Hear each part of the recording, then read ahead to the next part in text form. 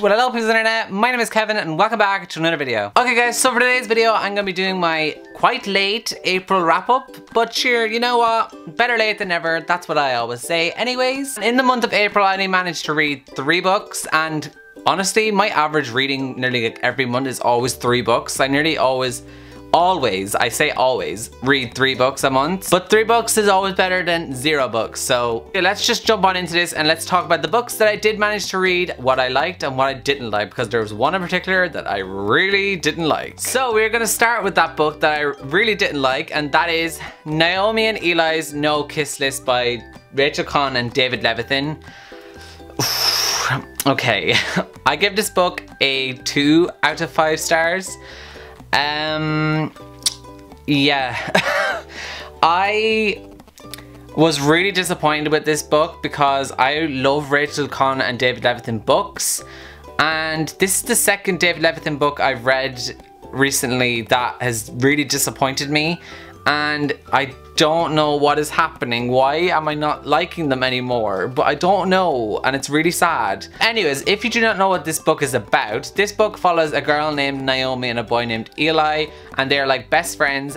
Eli is gay and Naomi is like madly in love with him and she wants to be with him, but obviously she can't because he's gay. They have like this list together of guys that they can't kiss because they both fancy that person. That's basically what this book is about, and I was very close to DNFing this book, but I managed to finish it. I wish I had a DNF'd it. I just did not like it at all. This book was told in so many different point of views and I just didn't like all the different point of views. I felt like it was really unnecessary. Some of the stuff that Naomi says in this about gay people kind of annoyed me too, so it was really annoying that way. Yeah, it just irritated me, so that's why I give it 2 stars, and that's me being generous, I think. So yeah. Anyways, let's move on from the negative books and jump into the other 2 books that I read, which were amazing. After I read Naomi and Elys No Kiss List, I was like, I need to read something that's gonna make me really happy, and so that book was King's Cage by Victoria Aveyard, the 3rd book in the Red Queen Quartet, and I loved this book so much. I gave it a 4 out of 5 stars on Goodreads.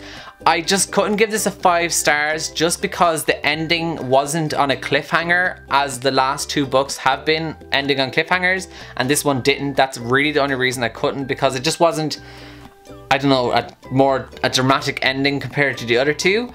And yeah, I just love these characters so much, and I obviously cannot explain much about the series because this is the 3rd book in a series, but I just love the characters. I love Cal, I love Mare, I just love literally everyone in this series, and I'm just so excited to read book 4 next year when it comes out. And I'm so excited to meet Victoria Aveyard at BookCon this year because I am so obsessed with this series. Like, it's definitely one of my new favorites.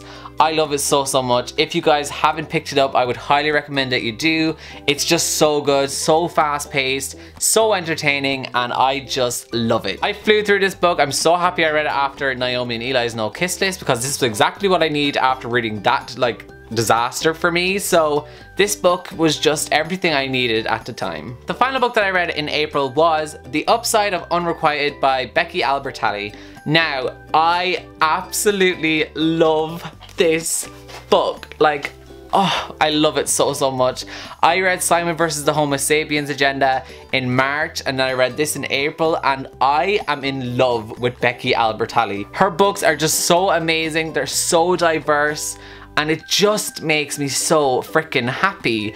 There is so much diversity in this book. It has Korean characters, it has a transgender character, it has lesbian mothers, it has a lesbian character, it has a straight character. So much diversity, and also the main character of this book is fat, so it just made me so freaking happy. Like, I just love the diversity. This book does not follow anything that is just a typical YA book, and it just made me so freaking happy. And there is someone walking by outside my window and they're looking right at me. Hi, how are you? Anyways, nonetheless, I absolutely love this book. If you don't know what this book is about, so if you don't know, this book follows a girl named Molly and a girl named Cassie. Molly is our main character, and Cassie is her twin sister. And then Cassie gets a new girlfriend, and Molly is kind of like, why do I have never had a boyfriend kind of thing, and it just blossoms from there. I don't really want to give you guys much more of a synopsis because I just think you should go into this book and read it. If you love Simon versus the Homo sapiens agenda, then you should definitely read this because you'll absolutely love it too. So guys, that is going to be it for my April wrap up. Let me know down below some of the books that you read in the month of April or what you're planning on reading in the month of May, and other than that, I will see you all in my next video. So goodbye guys.